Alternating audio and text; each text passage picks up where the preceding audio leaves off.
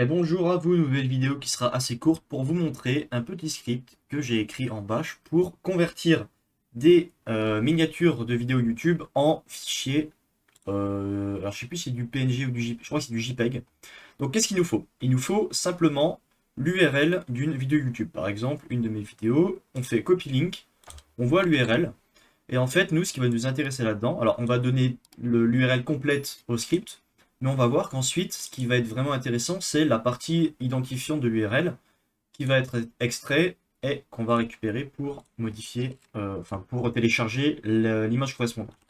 Donc si on regarde un peu la tête du script, c'est du bash, qu'est-ce qu'on a? On a une première fonction help, donc en fait ça affiche juste l'aide où on en a un peu rien à faire. Là, on va checker le nombre d'arguments.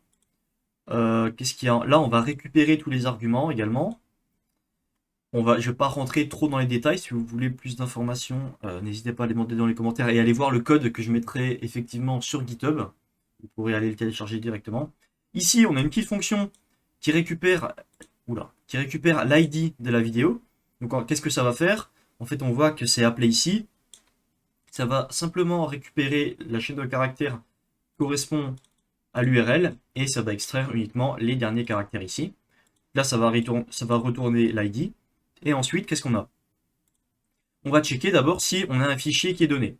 Parce qu'en fait, le script, il fonctionne soit avec le "-u", où on donne une seule URL pour télécharger une seule vignette de vidéo, une seule miniature, soit on lui donne un fichier qui va contenir ligne par ligne enfin une URL par ligne, et qui va aller télécharger toutes les miniatures de toutes les vidéos qui ont été données dans ce fichier. Donc avec le "-f" et le "-u". Donc ici on regarde s'il n'y a pas de... Enfin, surtout si le fichier n'existe pas encore, donc le fichier pour lequel on va télécharger la miniature n'existe pas encore. Qu'est-ce qu'on va faire? En fait, on va récupérer la ligne, hop hop hop, et on va regarder au niveau... Donc là c'est si on veut faire au niveau avec un fichier, le "-f", alors que là c'est une seule URL. Donc là pour le fichier on va lire ligne par ligne, on le passe hop ici dans une boucle while. Et donc en fait la ligne, on va faire une regex dessus pour extraire, vérifier que c'est bien une URL YouTube. On va extraire l'ID qu'on a vu avec la fonction juste avant. Et on va curl, donc "-s pour que ce soit silencieux. On va curl cette URL là en mettant l'ID en plein milieu et on va enregistrer sous l'image .jpeg. Donc ça, qu'est-ce que ça fait? Très simple. Ici, on va remplacer l'ID au milieu par l'ID de la vidéo pour laquelle on veut récupérer la miniature. Donc ici, on voit une vidéo classique. L'ID, c'est ce qu'il y a derrière le paramètre V. On récupère. Là, on remplace. On entre. Et en fait, c'est directement les images qui sont intégrées à YouTube. Elles sont sur un nom de domaine qui s'appelle i.ytimg.com. Donc, toutes les vidéos YouTube ont obligatoirement leur miniature stockée sur ce site. Et on peut y accéder. Donc, alors, max res default. Donc, on voit qu'on récupère la miniature de la vidéo qui a la résolution maximum, de l'ID qu'on a passé au niveau de la vidéo, et là on peut voir qu'on a directement notre fichier JPEG. Donc soit après on peut faire un clic droit dessus et enregistrer l'image, ou bien vu que j'ai fait un script pour automatiser un peu le truc, on a juste à spécifier l'URL.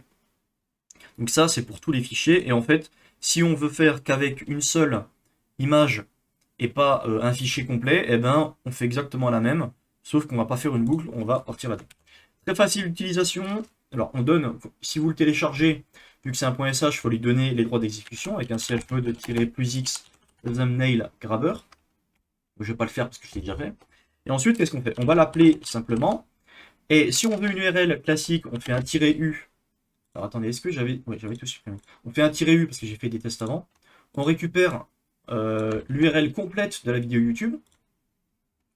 On passe entre en paramètres. Alors ça, je vais supprimer les backslash parce que ça les met automatiquement sur mon ZSH. On lance. Et là, normalement, qu'est-ce qu'on devrait avoir? On a notre petite URL qui a été, enfin notre petite miniature qui a été téléchargée via l'URL. Et on l'a en local. On a réussi à télécharger le JPG. On est content. On regarde aussi. Donc là, j'ai créé un fichier qui s'appelle url.txt qui contient, bon là en l'occurrence pour les tests, j'ai mis 3 vidéos qui m'appartiennent, pour lesquels je veux télécharger les miniatures. Ce qu'on peut faire, c'est pour le test, on va supprimer celle-ci. Et là, qu'est-ce qu'on va appeler? On va appeler emailgrabber-f pour spécifier un fichier. Notre fichier qui contient toutes les URL ligne par ligne, on lance. Et là, normalement, qu'est-ce qui se passe? On a téléchargé toutes les miniatures des vidéos qu'on avait demandées.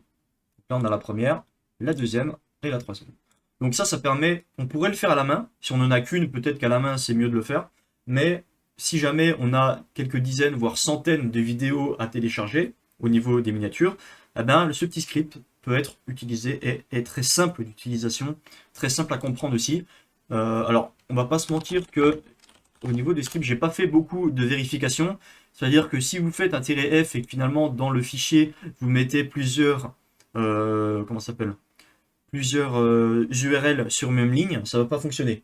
Ça va mettre un message d'erreur, ce genre de choses. Donc j'ai pas fait trop de tests, mais je considère que vous savez utiliser le script, que vous n'êtes pas débile et ça devrait bien se passer. Voilà, donc j'espère que cette petite vidéo vous aura plu. N'hésitez pas à aller sur mon GitHub pour aller le télécharger et l'essayer de votre côté. Et on se dit à la prochaine. Allez, bye bye.